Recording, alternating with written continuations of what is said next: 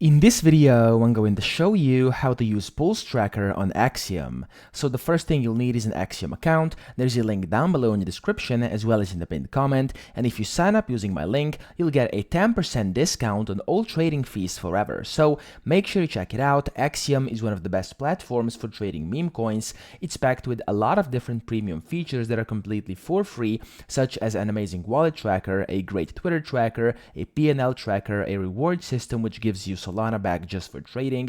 They also have a turbo mode for faster fills. You can set your own presets with different custom slippage, priority and bribe fees, etc. So again, link down below, make sure you check it out.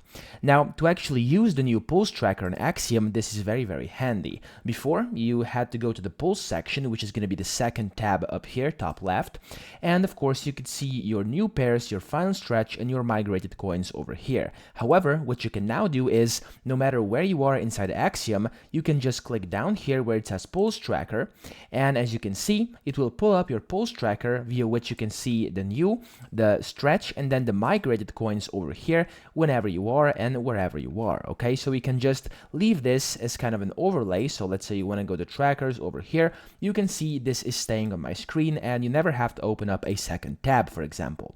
So to actually do this and to actually use this, you can have it as an overlay like this, or you can even go to the left and it's going to get like pinned to the left over here. As you can see, you can then also minimize it or make it bigger if you want to, or you can of course just open it up and then you can open it up in a new tab, which is also allowed. So if you click that, as you can see, it's going to just open up in a new tab.